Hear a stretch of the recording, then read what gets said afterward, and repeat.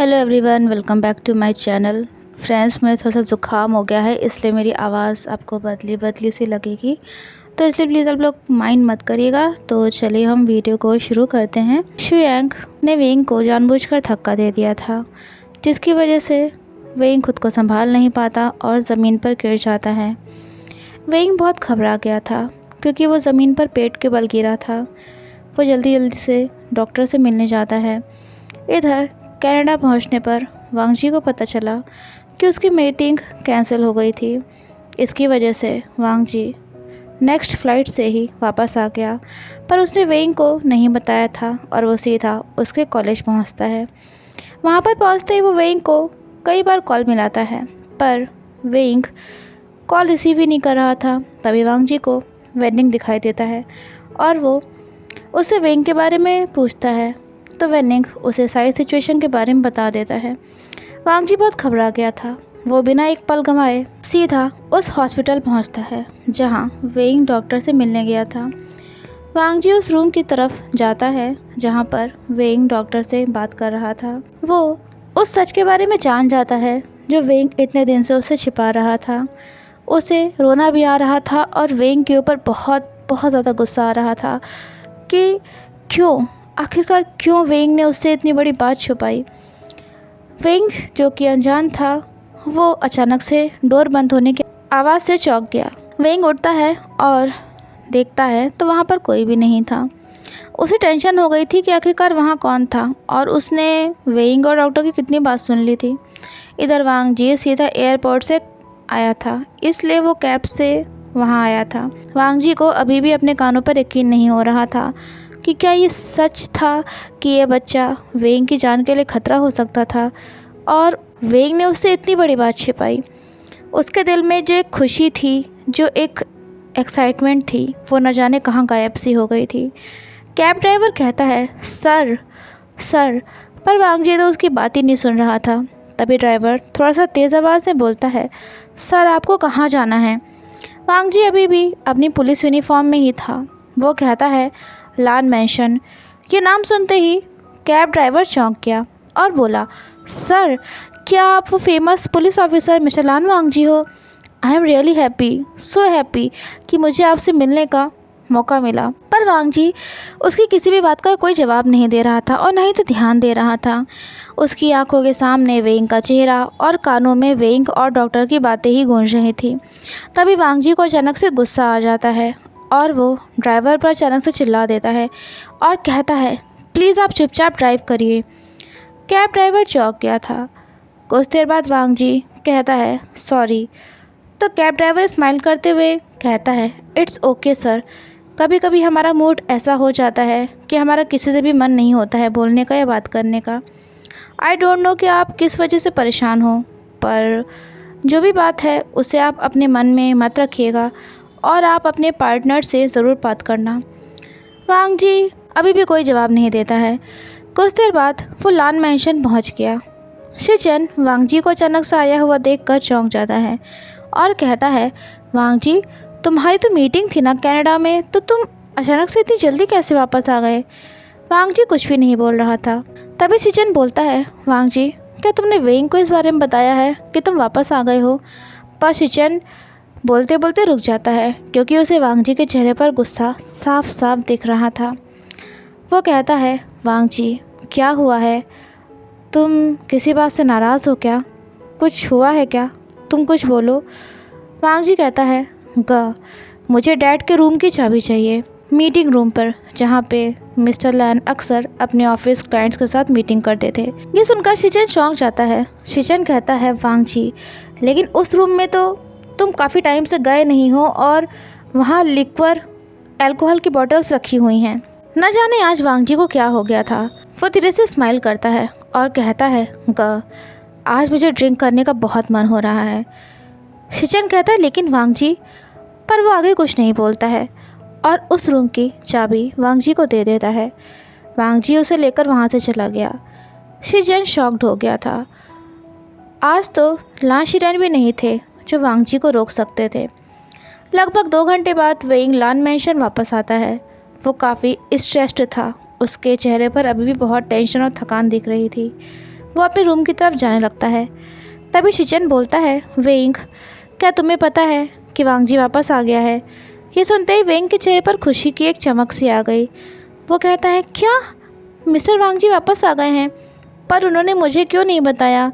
तभी शिचन बोलता है, वेइंग, पता नहीं, पर आज जब से वांगजी लौट कर आया है वो बहुत ही अलग तरह से बिहेव कर रहा है। पता नहीं कि वो इतना नाराज़ है, इतना गुस्से में है। वेइंग समझ नहीं पाता है और कहता है, बिग ब्रदर, मुझे पूरी बात बताइए। तो शिचन बोलता है, वांगजी आज पिछले 2 घंटों से ऊपर डैड के रूम में है और वेइंग की हार्ट बीट तेज़ हो गई थी। वो कहता है, और क्या? शिचन बोलता है, वेइंग, वांगजी ने आज तक कभी भी अल्कोहल को हाथ तक नहीं लगाया, पर आज जब से वो आया है तब से वो ड्रिंक्स करता ही जा रहा है। मैंने उसको समझाने की और रोकने की बहुत कोशिश करी, पर वो मेरी एक भी नहीं सुन रहा। वेइंग का दिल बहुत बेचैन हो गया था। वो कहता है, बिग ब्रदर, डोंट वरी, मैं मिस्टर वांगजी से जाकर बात करता हूँ। उसके दिमाग में हज़ारों सवाल थे। मिस्टर लान वांगजी, जो हमेशा रूल्स एंड रेगुलेशंस को मानने वाले थे, जिन्होंने अल्कोहल को हाथ तक नहीं लगाया था या उन्हें उसे पीने वालों से भी सख्त नफरत थी, आज वो कैसे? वेइंग अपने आप को संभालता है और उस रूम में एंटर होता है। वहाँ जाते ही वेइंग चौंक गया। पूरे रूम में अल्कोहल की स्मेल भरी हुई थी। वांगजी अपने हाथ में ड्रिंक्स का ग्लास लिए हुए था। वो बोलता है, वेइंग, तुम आ गए। मैं कब से तुम्हारा इंतज़ार कर रहा था। वेइंग को समझ में नहीं आ रहा था कि वो वांगजी से क्या कहे। फिर भी वो धीरे धीरे कदमों से वांगजी की तरफ बढ़ता है। वो कहता है, हस्बैंड, आप ड्रिंक कर रहे हो? तभी वांगजी उस ग्लास को रखता है और पीछे मुड़कर अचानक से वेइंग को अपनी बाहों में भर लेता है। वांगजी ड्रंक था। वो वेइंग की नेक पर किस करते हुए कहता है, weighing, I love you. Weighing कहता है, हस्बैंड, आप ड्रंक हो, चलिए हम अपने रूम में चलते हैं। अचानक से वांगजी हंसता है और कहता है, वेइंग, हमारा रूम? ये भी तो एक रूम है ना?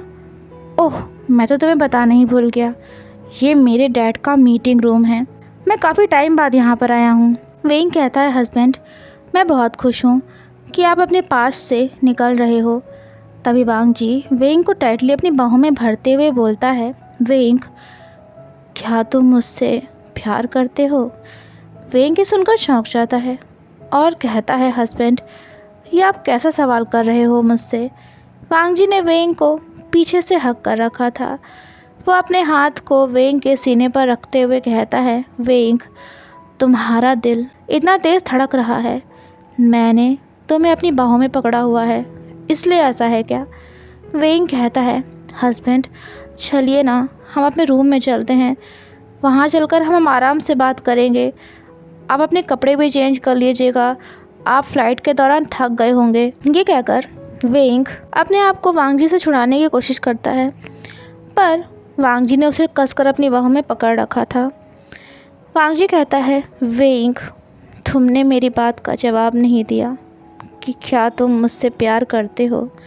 तभी वो वेइंग को अपनी तरफ घुमा लेता है और स्माइल करते हुए कहता है, वेइंग, मेरी आँखों में देखो, तुम्हें क्या नज़र आता है कि मैं तुमसे कितना प्यार करता हूँ? बोलो, तुम्हें क्या नज़र आता है इन आँखों में? वेइंग ने इतने टाइम में पहली बार वांगजी को ऐसे बिहेव करते देखा था। वो वांगजी के चेहरे को प्यार से अपने हाथ से पकड़ता है और कहता है, हस्बैंड, मैं भी आपसे प्यार करता हूँ, बहुत बहुत प्यार करता हूँ। वांगजी की आंखें बाहर आई थी। वो कहता है, वेइंग, अगर तुमने मुझसे कोई बात छुपाई है तो प्लीज़ बता दो। वेइंग चौंक जाता है और कहता है, हस्बैंड, मैं आपसे क्यों कुछ छुपाऊंगा? वांगजी की आंखों में अब गुस्सा दिखने लगा था।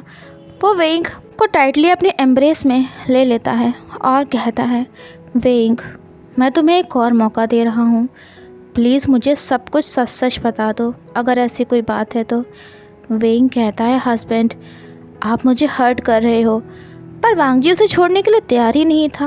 वो कहता है, वेइंग, तुम्हें पता है मुझे सबसे ज़्यादा नफ़रत किस बात से है और किन लोगों से है? जब मैं किसी को मौका देता हूँ और तब भी कोई मुझे सच नहीं बताता, तो मुझे बिल्कुल भी अच्छा नहीं लगता। वेंग कहता है, हस्बैंड मैंने आपसे कोई बात नहीं छुपाई है। वांग जी अपना सिर वेंग के सीने पर रख लेता है और बोलता है, वेंग मैं तुमसे इतना प्यार करता हूँ, फिर भी तुम मेरे ऊपर विश्वास नहीं कर पाए। वेंग तुम मुझसे अपनी प्रॉब्लम नहीं शेयर कर पाए, तुमने मुझे आज पराया साबित कर दिया। वेंग उसकी आंखों से आंसू बहते ही जा रहे थे, जिससे वेंग की शर्ट भीग जाती है। तभी वांग जी वेंग की आंखों में देखते हुए कहता है, वेंग मैंने तुम्हारी और डॉक्टर की सारी बातें सुन ली थी। पहले तो वेंग कुछ समझ नहीं पाया, पर तभी उसे याद आया कि जब वो डॉक्टर से बात कर रहा था तब अचानक से डोर बंद होने की आवाज़ आई थी। वेंग के तो पैरों तले ज़मीन खिसक गई।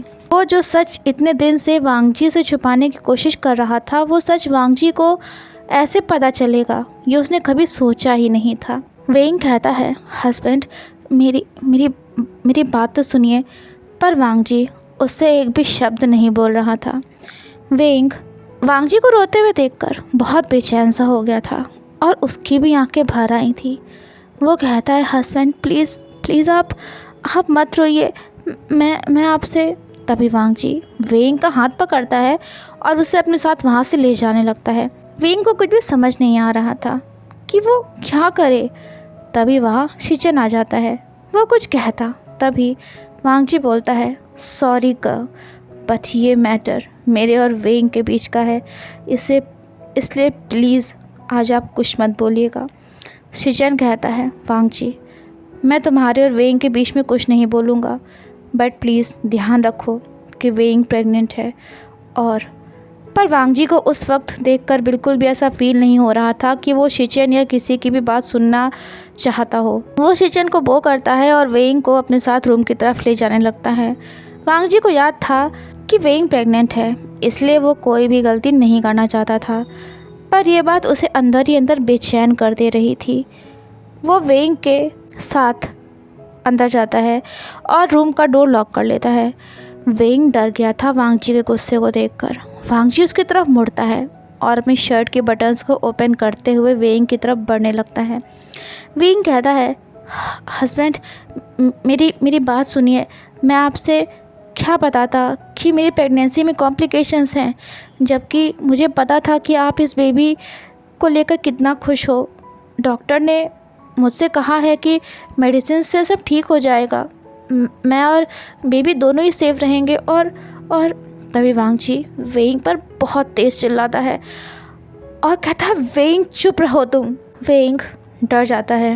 वांग जी कहता है, वेंग तुम्हें क्या लगा था कि अगर तुमको कुछ हो गया तो मैं इस बेबी को प्यार करता? नहीं, मैं नहीं करता, क्योंकि वेंग तुम्हारे बिना मेरी ज़िंदगी का कोई मतलब नहीं है।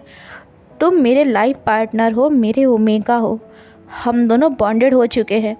अब मैं नहीं जी सकता तुम्हारे बिना। मैंने कभी किसी को अपने इतना करीब नहीं आने दिया।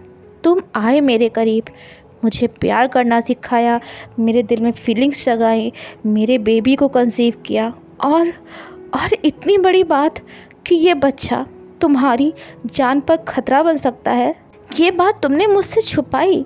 वांग जी के आंसू बहते जा रहे थे। वेंग अपने कदम पीछे करते करते अचानक से बेड से लड़ता है और गिर जाता है। वांग जी ड्रंक था, पर उसे एहसास था कि वो क्या कर रहा है।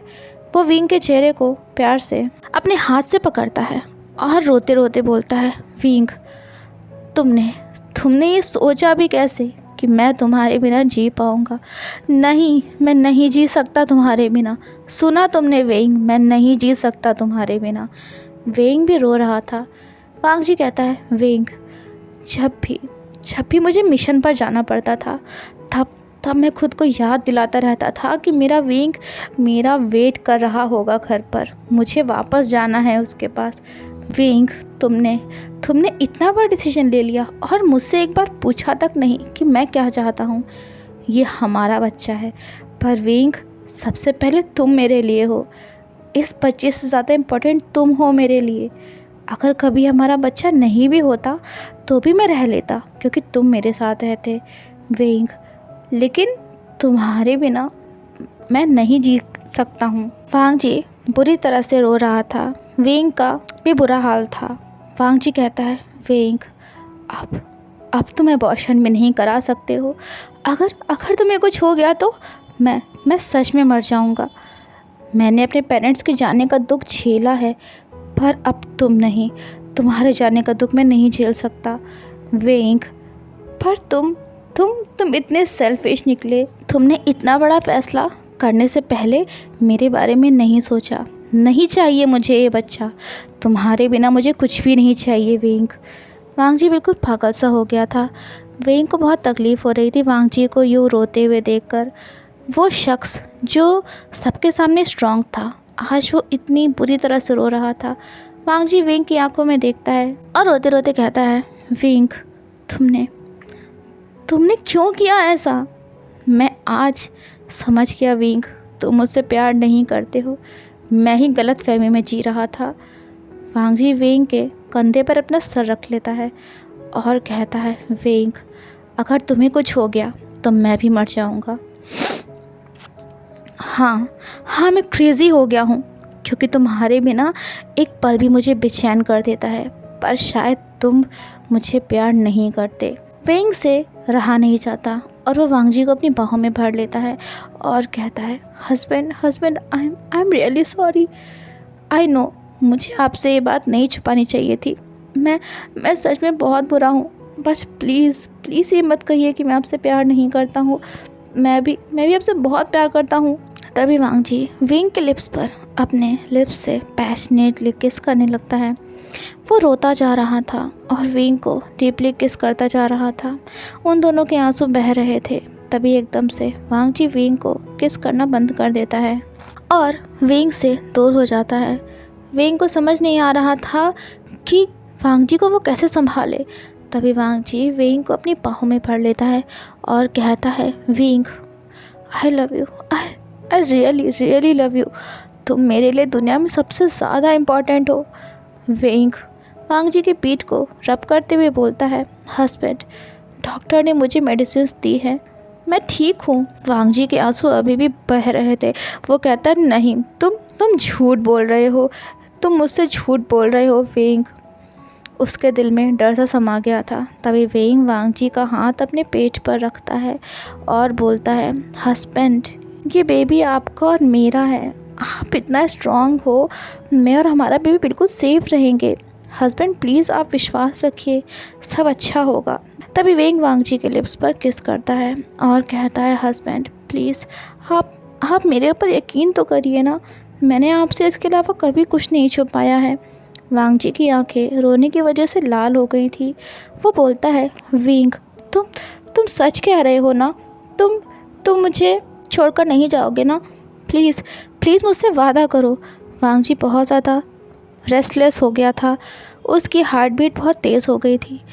वो वेंग को अपने सीने से लगा लेता है और बोलता है, वेंग, मैं तुम्हें कभी अपने से दूर नहीं जाने दूंगा। वेंग बोलता है, हस्बैंड, मैं आपसे वादा करता हूँ कि मैं आपको छोड़कर कभी भी कहीं भी नहीं जाऊँगा।